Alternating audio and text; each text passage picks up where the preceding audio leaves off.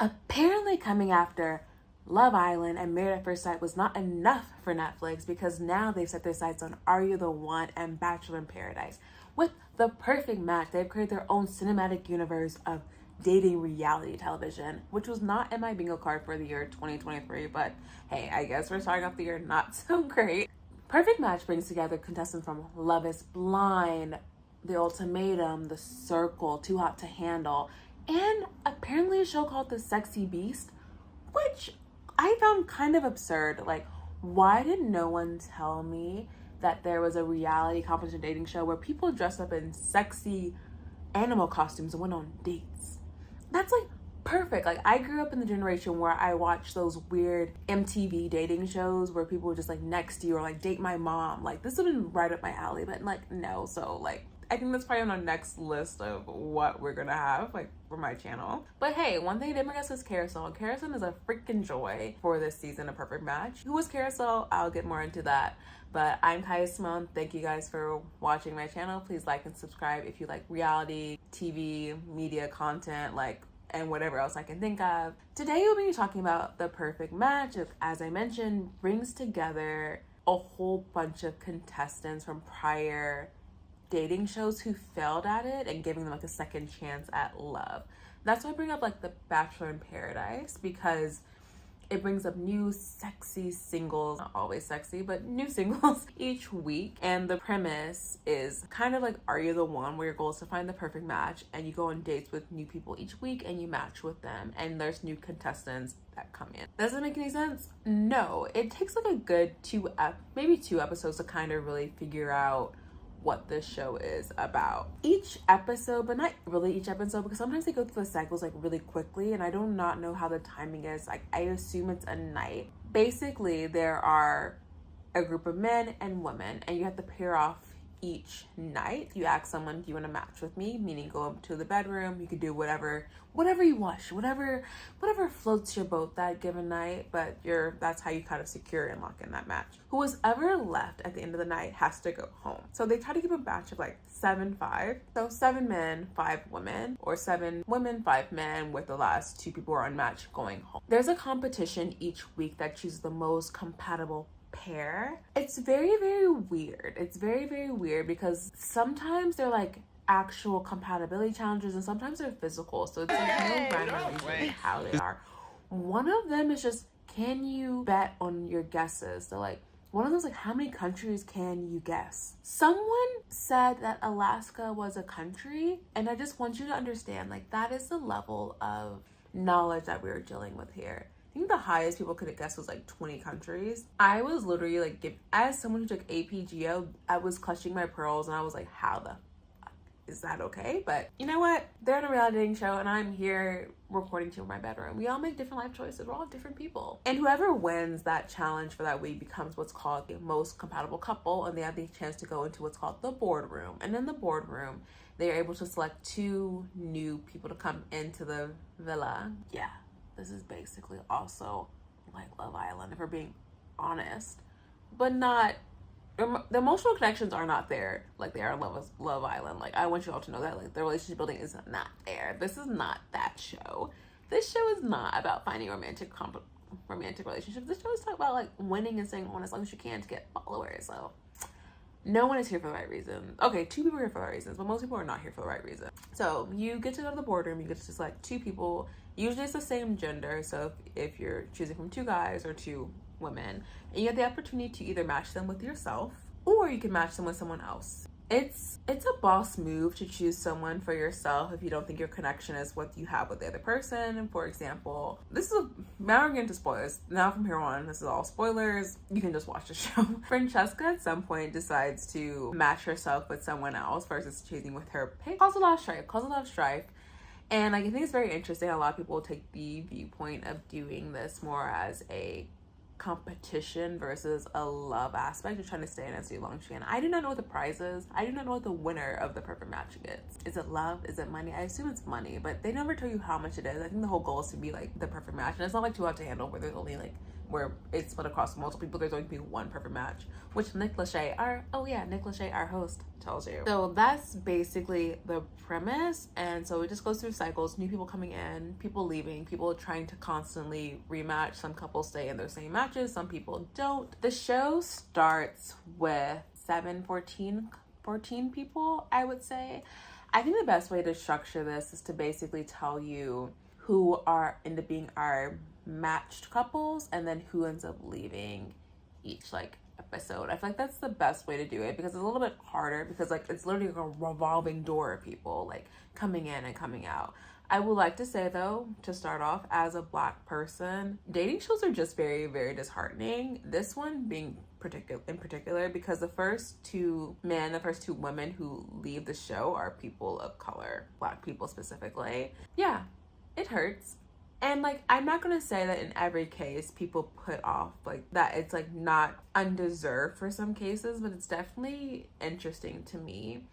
And I don't know if it's because you come off more reserved, or it's like if you come with a competition aspect, you want to keep someone, you want to make sure that you're keeping in someone who can like propel you forward, who other people will like maybe like or maybe not. Like, I don't know. I do not know how they decided, but it's very, very interesting.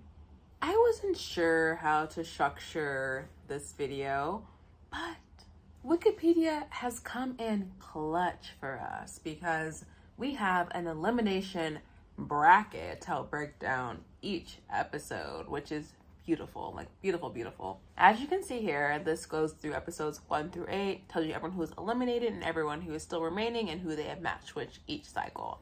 So I guess we're going to start with, firstly, I think I'm going to say our strongest pair who have never denied each other. That's going to be Joey and Carousel. Carousel, who makes the world keep going round, who keeps the show entertaining, and also Carousel, like their relationship with Joey and Carousel.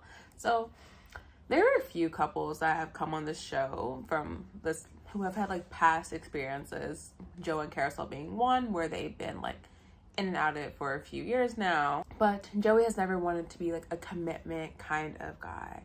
I cannot stand non-commitment kind of guys who say that they're looking for a commitment, but they're not commitment kind of guys. I do not like it. I'm sure no one likes it. Just don't date.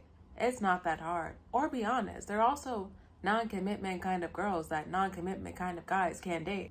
Literally, not that complicated. That is my PSA to you all. Joey also had a thing with Francesca. Francesca being from Too Hot to Handle fame. She's just hot. She's literally just hot, manipulative with a personality. I do not know how the NDA shake down for this season, because I've started getting TikToks with Francesca and she is fully in a relationship with someone who is not on this season of Perfect Match. How is that possible that she's able to say that without any ramifications? Like, that's insane to me. I literally find that insane. Go off, sis. I support women's rights and women's wrongs. She's also a LGBTQIA icon at this point, so we stand Francesca. Joey and Carousel remain like stable throughout. I don't think there was any moment where they're not stable. There's a moment when Chase comes in, but we discount Chase because Chase is just drama and an awful person, and he's awful. He's literally just an awful person. There comes a moment where he ends up matching with Anna-Sophia. Anna-Sophia initially matches with Zay, who could not care less about this woman. Like, Zay could not care the freaking less about Anna-Sophia, and that upset me to my freaking core. And I'm like, she's short. Guys love short girls. She's beautiful, has a job, like, what's wrong? And he was just like doing this whole thing. He was like, yeah, like, if you're gonna approach me, but like, she's like, why do I have to do that? Like, I don't know, like, it was upsetting. But Chase comes in, and somehow he gaslights her, convinces Anna-Sophia that she should get rid of Zay and Calvin. Zay could not care less, but Calvin was interested in her, but like, Chase came in with his light-skinned itself and made her think that he was interested in, and he literally says like this crazy thing. So I convinced a girl who had a horrible idea of the person I was to drop everybody and share a bed with me. We do not stand Chase. We want Chase to go effing die. I stand by that statement. From how his actions on the show, like, look, don't offer yourself, but please stop going on reality dating shows. He calls himself a someone as a B-list celebrity has a hard time dating. Sir, you are not a B-list celebrity. I do not remember you from your season 2 Handle. I'm not even sure I watched it. Chase and his manipulation and manipulation games ends up getting rid of Anna-Sophia the next time opportunity can once Georgia comes in. Georgia's from, I think she's from 2 Handle as well. She's cute. Like, I had nothing too memorable about her, but she's there. She exists. She ends up leaving Chase because she ends up finding connection with Dom and Francesca match. The problem is, like, Francesca really likes how Dom has, like, his fingernails painted, so she feels he's very secure in his masculinity. I have been following Dom since he was on The Mole, and he started popping on my page, and I was like, it's very interesting that someone from the show called The Mole, which is one of my all-time favorite original reality competition shows. Like, I watched that back in the early 2000s. I thought The Mole was an excellent show. I'm very glad they brought it back. It's excellent. To this day, watch The Mole. And he was there, I was like, oh, it's interesting. He's very trusting, like, trusting to a fault. Like, this man is so trusting. And, like, I don't want to say it's a negative. Like, I want to live in a society where people are more trusting and not hurt. On a dating show, you need to show some kind of passion, some kind of anger, some kind of, like, you have to take control, because otherwise I'm going to assume you're just not interested, you don't like me. And, like, not that I don't believe you do, it's just, like, I don't have the time or patience to convince you or to see how things go. And that's kind of where it got with Francesca and Dom, because, like, she's just like, he hasn't kissed me outside of, like, this kissing competition that they did. This was it. Again, like, the competitions, like, they have are really stupid, but this one was kind of interesting because you kind of, like, see how people rate other people, and also how some people are using it strategically to downvote and upvote people just so that they can come out as a perfect match couple, and that way you could choose who you wanted to come in next. Francesca wasn't feeling it this time around, so she decides that when her and Dom become the perfect match for that round, or the top rated couple, when they go into the boardroom, again, where they have the opportunity to select new people to come into the villa, she ends up texting Damien, and she selects him to go on a date with herself. And Damien, if you guys don't know, because I did not remember this, he was on the first season of Love is Blind, got left at the altar, I believe, and after the final ceremony, he was friends with Francesca. So they've been, like, friend zoning each other for the past, like, few years, but have never explored a romantic connection. So Francesca thought this was the time that Damien could come through. There's a conspiracy on the internet that Francesca never really wanted to do anything with Damien, but she felt that it was an opportunity for him to have his, like, platform highlighted, as he let her get her profile highlighted more on Love is Blind, as Love is Blind was more popular than 2 Handle at the time. But that's what the girlies on the interwebs are saying. I don't know if that's true or not, but that's how they kind of said, like, these two. That's why she chose to pursue him over Dom. Since Dom and Francesca are a little tumultuous at this time, Savanna, who is matched with this guy, Nick, they both are friends from the circle, but they're, like, a friendship couple. But Savanna is not interested in Nick at all, but Nick is kind of curious. So sometimes when I'm about to do a video, I will watch other people's recaps, and I was watching this one guy's who did it on, I don't remember his channel, but, like, I do not enjoy watching men talk about reality dating shows. The only person I can stand is Bachelor Fanatic. For Bachelor content, go watch him, goes off. But other times when men, like, they're just, like, so mean towards women and, like, calling them vicious things. He kept saying that Savanna was a snake, but, like, Nick was just, like, you know, he was, like, wishy-washy, but calls him a snake. He also calls Chase a snake, okay? But also says he's wishy-washy. I don't know, that's what I mean. But then I did rewatch a few episodes. I was watching this quick initially, and yeah, like, I will have to admit, Savanna was very just not here for the right reasons. It was very, like, here to win, here to stay as long as I can. Because there was a point where Nick was trying to actually couple with her, but Savanna wasn't giving back because she didn't want him, but she was, like, trying to string him along. But then, like, Nick woke up and realized that, so that's why she ended up getting eliminated. So that's my point when I say that, like, 2 of the first people eliminated were people of color. I believe Savanna is half Hispanic or half Filipino. Something like that. Sorry, if you know what she is, please let me know in the comments. And then we have Anna-Sophia. So again, another case of women of color coming out. Nick does ultimately get eliminated the next round because he does go with Inez. Okay, I'm gonna come back to Inez because she's like a whole ass think piece for me. Whole ass think piece. And I could talk about Inez for days.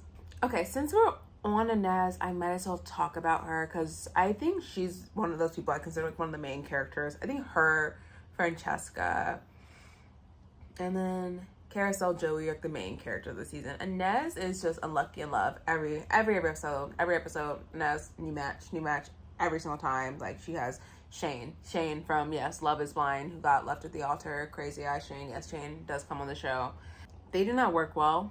I can't remember if it was her turning him down or him turning her down, because there's a new girl, Izzy, who comes in. Another cute, light-skinned girl. Does not last. Like, nothing much I can say about Izzy. She's basically a footnote. She ends up dating Shayne, doesn't like her. Bartise comes in, who goes by Bart, which I find interesting. Like, I kept speculating the names of people who kept calling him. Like, he goes by Bart. And he goes with Izzy, but ultimately nothing sticks, so Izzy goes home. Another girl of color. We're just knocking them out here. But Inez, who is French, who was on the French version of The Circle. I tried watching the French version of The Circle, but like I just go through moves where I don't want to read subtitles, and that was one of the cases where I did not want to read subtitles. This is getting a little long at this point, so I think I'm going to do I'm actually going to do parts. So I'll probably release this part on Wednesday, and then Friday maybe I'll do so this part will be episodes 1 through 5, and then we'll do 6, 7, 8 will be released on Friday. I just don't like my videos being over 30 minutes. I don't know. It's just I don't think it's really easy to watch, and I don't love when these are not easy to watch. I want to have my content be in formats that I will consume, but if you are okay with it longer, 40, 50 minutes for 8 episodes, so I'm literally condensing 10 hours of content for you, let me know. I can start doing that, but I'm trying to figure out how to better do that, because even Love Island, right, that's something I really enjoy, but it's very, very hard to condense it down to bite-sized content, which is what I want to give you on this channel. Alright, but we'll just go ahead and continue out recording, and then we'll see how the editing process is, because that's me, I edit. So everyone knows that Inez just has not found her person, so every time someone wins, they want to match her with someone. So Damien and Georgia win, so they want to match Inez with Bartise. So he meets Bartise, and they're fine. So Bart is better on this show for sure, but he does make a comment where he says people who look like us, and again, that's a toxic mentality. What do you mean people that look like us? Thin and attractive? I don't know. It just bothered me a lot. But he did mention that he was, when Inez was telling Bart that she wanted to pursue Will over Bart, that it's because she felt like there wasn't a big romantic connection there, and he was like, well, I was trying to give you space, you weren't susceptible to that kind of romantic connection. So if we're honest, if I had been my full self, you wouldn't have liked that. And I don't like not being yourself because of other people, but I also get his point about being respectful for her boundaries. And I think what I've gotten from this is that Inez is a demisexual. I don't know if that's out there at all, or if she's thought about it, but in my personal opinion from watching this show and how she deals with romantic connection, she is. Demisexuals, if you don't know, are people who can have sexual experiences with people, can date just fine, but they will not feel a romantic connection or really enjoy those experiences or feel comfortable with touch until they actually know the person. And I feel like that's a big case on why we see how things go down with Inez and Dom. As we enter into the end of episode 5, Joey and Carlisle, oh my gosh, is this like Vampire Diaries? Joey and Carousel win. And I really like this competition because basically it was every couple self-selecting who was at the top to the bottom couple. And then Nick Lachey was like, all right, cool, competition's over. And I was like, wait, what? And he's like, yeah, you guys all agree that this is the perfect match couple and you guys are the worst, so that's it. And I was like, you know what, that's fascinating. I love a self-selection process. Joey and Carousel do decide again to give give Shayne a chance this time. So Shayne, they invite Chloe, who is from Too Hot to Handle and The Circle. And I feel like they're both erratic energy. So I was like, okay, cool. I am very much so behind this couple. I'm looking forward to see how this goes. And that is how we end episode 5. Thank you guys for all sticking with me. I know this was a little bit longer. Why I decided to break this up, I believe. We'll see what happens, but yeah, thank you guys for watching. Please go like and subscribe. Let me know who you think the couples who are gonna win. Like, do you think they're sustainable? Do you think they're still together? Please, I would love to know. All right, guys. Bye. Love y'all. Bye.